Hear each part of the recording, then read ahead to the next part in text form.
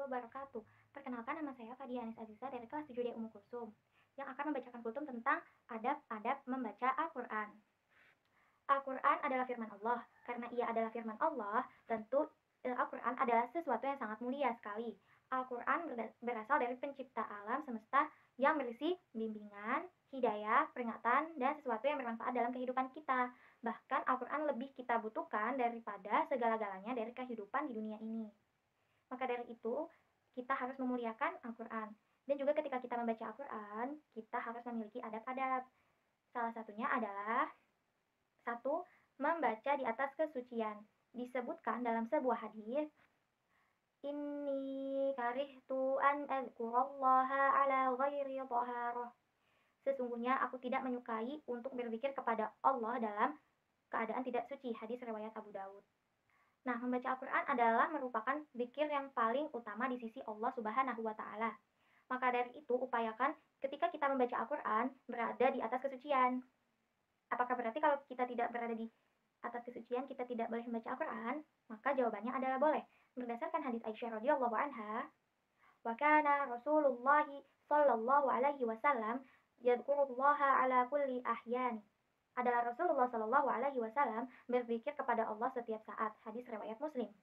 Namun, jika dibandingkan dengan orang yang berzikir di atas kesucian, tentu yang berzikir di atas kesucian lebih utama dan istimewa di sisi Allah Subhanahu Wa Taala. Yang kedua adalah berusaha menghadap kiblat. Para ulama mengatakan bahwa kiblat adalah arah yang paling mulia. Ada satu riwayat yang dihasankan oleh sebagian para ulama, namun didoifkan oleh sebagian yang lain, yaitu hadis riwayat Tabari yang artinya duduk yang paling bagus adalah yang menghadap ke arah kiblat. Kemudian yang ketiga adalah bersiwak. Bersiwak atau membersihkan mulut adalah perkara yang sangat ditekankan. Apalagi jika ternyata terdapat bau mulut yang tidak enak.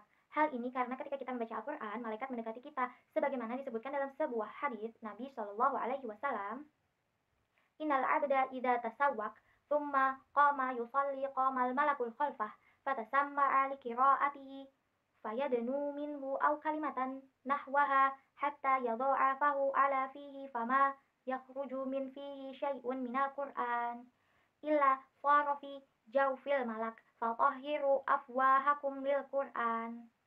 Sesungguhnya jika seorang hamba bersiwak kemudian melakukan salat, maka ada seorang malaikat yang berdiri di belakangnya untuk mendengarkan bacaannya. Malaikat itu akan mendekat kepadanya hingga meletakkan mulutnya pada mulut orang tersebut, dan tidaklah keluar dari mulut orang tersebut berupa bacaan Al-Quran, kecuali akan masuk ke dalam perut malaikat. Maka bersihkanlah mulut kalian bila hendak membaca Al-Quran. Hadis riwayat Al-Bazzar. Nah, yang keempat adalah menghadirkan hati. Ketika kita membaca Al-Quran, kita harus berusaha untuk memahami dan mentadabburi Al-Quran. Allah Subhanahu wa Ta'ala berfirman, Inna fi dzalika ladzikra liman kana lahu qalbun aw alqas sam'a wa huwa syahid. Sesungguhnya, pada yang demikian itu, benar-benar terdapat peringatan bagi orang-orang yang mempunyai akal atau yang menggunakan pendengarannya, sedangkan dia menyaksikannya. Quran Surat Qaf ayat 37. Al-Quran adalah bimbingan dan hidayah, maka kita harus berusaha membacanya dengan penuh tadabbur. Maka jangan sampai ketika kita membaca Al-Quran, hati kita tidak hadir karena hal-hal yang tidak bisa membuat hati kita bisa hadir. Dan yang terakhir adalah tartil. Allah Subhanahu wa Ta'ala berfirman, Auzid alaihi warattilil Qur'ana tartila. Atau lebih dari seperdua itu, dan bacalah Al-Quran itu dengan perlahan-lahan. Quran Surat Al-Muzammil ayat 4. Membaca dengan tartil berarti membaca dengan memenuhi hak-hak tajwid dan makharijul hurufnya. Maka tentu ini yang lebih bagus, karena demikianlah Rasulullah Shallallahu Alaihi Wasallam membacanya. Dan bacaan yang semakin mendekati bacaan Rasulullah Shallallahu Alaihi Wasallam, maka tentu semakin utama dan semakin besar pahalanya di sisi Allah Subhanahu Wa Taala. Walaupun banyak ulama mengatakan tidak mengapa kalau kita mempercepat bacaan kita. Maksudnya adalah bacaan cepat namun tetap memperhatikan panjang pendeknya dan juga makharijul hurufnya. Jangan sampai kita membaca dengan sangat cepat seperti membaca syair seperti biasa. Yang demikian dilarang oleh Nabi Shallallahu Alaihi Wasallam. Nah, demikianlah adab-adab tentang membaca Al-Quran. Wassalamualaikum warahmatullahi wabarakatuh.